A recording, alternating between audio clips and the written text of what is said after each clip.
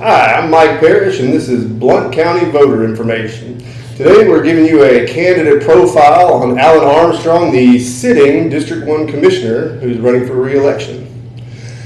Alan, how you doing? Pretty good. Good. It's been one of them weeks, but we have A lot of business-related problems? yeah, a few. So Well, week started off with a bag of trash in the road had to contain dirty diapers and busted beer bottles. So all in the life. so this is what they're running for, dirty diapers, right? Exactly. Well, all right, well, how about you give you a little bit of a introduction of yourself to the people? I'm Alan Armstrong. I was born and raised here. My family, going back to my great-great-grandfathers, they were raised here. I've got a wife, Misty, 3 daughters, Ashlyn, Kaylee, and Claudia, and one son, Trace, 4 grandkids, and one coming possibly next Tuesday. So we're keeping Blount County popular. We're keeping. All right, so how long have you been in office? Since 2010. Oh, okay. 15 and a half years. All right, and what did you do before that? A little bit of everything. We had a family business here in Hayden that I help operate. I've been a mechanic. I've worked in construction, commercial roofing, a little bit of everything. Master of none, but a trade of all. Right. Well, it sounds like that would give you a lot of insight as to what it takes for a small business to thrive. Yeah, I actually worked for AAA Cooper Truck Lines, and I was in charge of the outbound freight coming in from the city and going out to different terminals and states, and oversaw the production desk and run the nighttime outbound shift. Okay, so aside from dirty diapers, what other issues do you come into contact with on a regular basis that you think that you have the attributes to make these things happen? Well, just a skill set. You got to be able to listen, but you also got to be able to disseminate the problems, and you can turn a $100 problem into a $10,000 problem in a heartbeat. And you just got to learn how to study this and make wise decisions and have common sense. So communication and common sense. Pretty well most. Elwin Thomas used to be our state representative. He told me, and a former commissioner one time, that we was talking to him about a problem and just trying to figure out which direction we needed to go.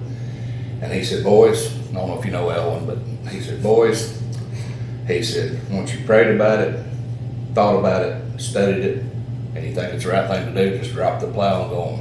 So that's kind of the process I take. Sounds like pretty good advice. That avoids the whole paralysis by analysis situation.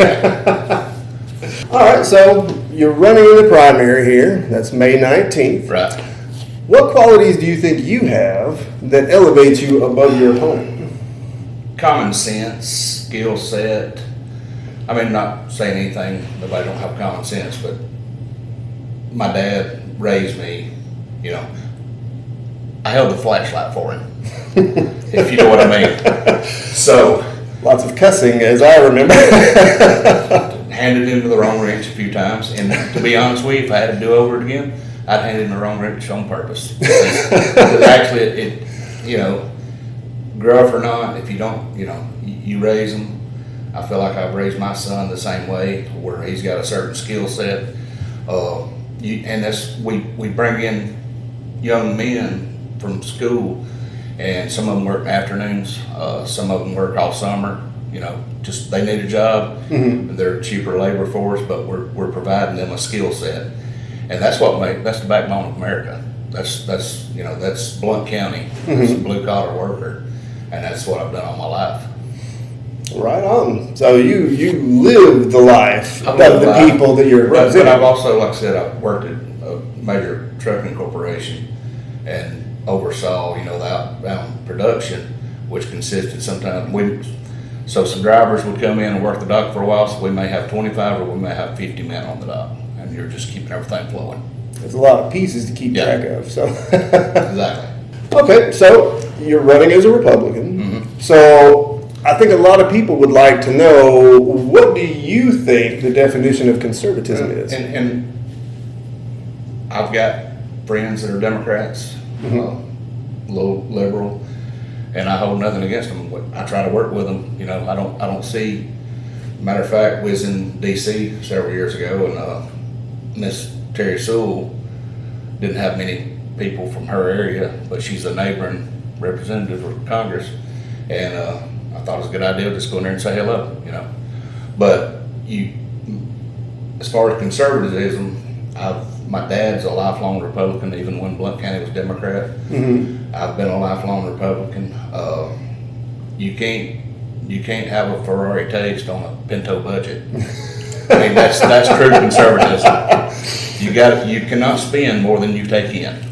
I'll agree with that. And that goes Absolutely. to that common sense that I was talking about. So, you know, I know people gripe about some of these other roads and all of our major thoroughfares, major collectors, they've been doing, and we've done it without going into debt. You know, we did pay the moving Blount County forward. That project, we paid it off 2.5 years early, which freed that money up. So now we can use that money to go towards those bigger roads, which frees our regular budget up to go towards some of these smaller roads. And like I said, we just started that last year where we was able to utilize those funds. Okay. So you've mentioned working on projects. What are some of the projects from your time in office that you're proud of? Help bring, well, one of the first major things that happened when I came here, West Blount Fire Department it was just non-existent. They were about to go into bankruptcy. Me and the former administrator went to the bank, spoke with Mr. Compton, and worked a payment process out for the fire department. And at that point in time, the town of Hayden got involved and actually purchased the building, and then several civic leaders around here jumped in, just citizens, residents, and started to march towards the fire district, which we've got one of the finest fire departments in West Blount now. You know, we've got great departments, but for that one to come from nothing to what it is now is just amazing. But some other things we've done. We had a blind hill down here on 160, and 160's always been an issue for safety, and was able to get a TIP grant to go towards the turn lane down there. We've had several deaths down there prior to this, but they shaved the hill off and did a turn lane, which helped that. We've also helped or worked with the school system. 160 is just terrible in the morning time or afternoon. You guys see anybody drive through here if you don't believe me. Right. But we've worked with the school system and Hayden to widen some roads for parent drop off and get more traffic off of 160, which helps that. One of the biggest that I'm most proud of is when I came into office, we had several wooden structures that were just antiquated and like little bridges and culverts, and we have replaced every one of those. We've got one lane bridge left that's a 28-ton weight limit, and that's the only weight restricted bridge we've got in our assets now. And very proud of that work. A lot of the D1 guys done great. We use federal money on the bigger bridge crossing the railroad, but the others we got U.S. Fish and Wildlife grants and replaced those. Okay, so you're saving the taxpayers' money. Not having to use our regular budget, but like I said, I meet with many commissioners and engineers throughout the year, and they're amazed that we have just one weight restricted bridge. People don't realize how big that is, because you get a 3-ton weight limit bridge, a school bus can't cross it, and a fire truck can't cross it. Right. Not safely anyway. So I'm really proud of that work, and our D1 guys did an amazing job just doing that. So a lot of safety and infrastructure work. Exactly. They're all 2 lanes and no weight limits. Outstanding. So, having been in government for as long as you have, what's your view on the role of government? Well, I'm gonna go back several years. I made a few trips to Haiti with our church, actually building a church and a medical facility down there. And the preacher, his wife was the doctor, and we'd go down there, and some of our nurses would, and the church would go with us, and they'd run some sort of medical stuff through the daytime, just helping, and called it a clinic. And Monell, the pastor, he wanted them to at least pay 50 cents, a dollar, just whatever. And it wasn't for the monetary value. It was because he didn't want them to fall into the socialism society. Right. So I believe in that. Some people rely on government too much. It don't need to be too big. It needs to be fiscally responsible. And like I said a while ago, you can't spend more than you take in. So you got to watch that deficit budgeting. But just being fiscally responsible, but making sure that people's got a quality of life and good infrastructure. We're a small county. We don't have a lot of revenue. We're 60,000. That new gas tax that was passed a few years ago, we get $1 million a year. Jefferson County, they got a population of 650,000. They get about $10 million a year. So, you know, I understand that we don't have the population, but people that move up here is going to have to realize that, you know, we've only got so much, and we can't go bankrupt trying to borrow and fix everything. I think a lot of people can get behind those guidelines. Yeah. Okay, so we've gone over a lot of things here, but I want to know if there's anything that you personally would like for the voters to know that you think would be relevant when they're making their decision. I'm loyal. I'm just probably loyal to a fault. A few years ago, I had a chance to run for chairman of the commission, and had several that asked me, but I'd only been I'd won a term and only been in that term for about 1.5 years, and just my loyalty to District 1. Like I said, I'm loyal to a fault.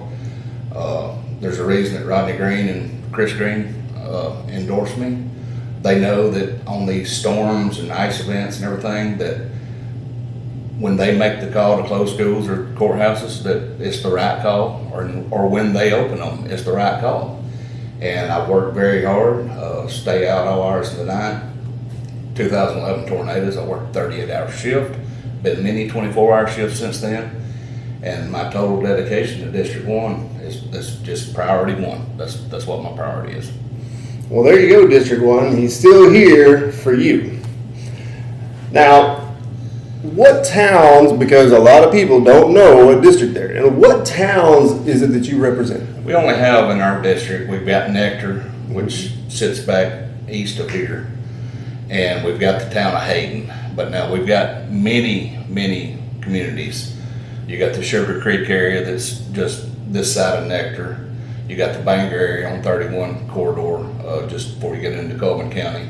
You've got the Smoke Rise community, which is that subdivision was built back in the late 60s. Then you got the Mount High area that's just fast growing. It just keeps on growing. So not only do we have, two towns, we've got large communities that's heavily populated. Okay. So where can the voters come to meet you? Do you have any more campaign stops on the way? I know it's last minute. Throw a rock at me daily. I'm out working. We'll be at the primary school, I think, next Friday. It's the 50th year celebration. And sadly, I was the original class to come through there in the first grade. So kind of a big deal for us. I realized how I'm getting older. I wasn't going to give you an age stamp. Yeah. But okay. So then we've got Smoke Rise Community has a car show on May the 2nd, and also Traditions Park, West Blunt Park Board is hosting a park day on May the 2nd. So I'll be at both of those. But if somebody wants to reach out to me, I'll come by and see them. They can come see me. I'm open. Okay. So either community events or public works. That's where they're going to find you. That's where they're going to find me. Well, that sounds outstanding right there. Yep. Well, I believe that's going to be about it for today. I really appreciate you taking the time with us and whatnot. And hopefully the people will have a much better understanding of who it is that they're voting for. And best of luck. Thank you. Thank you. Thank you for tuning in. As always, like and subscribe, and we'll see you next time.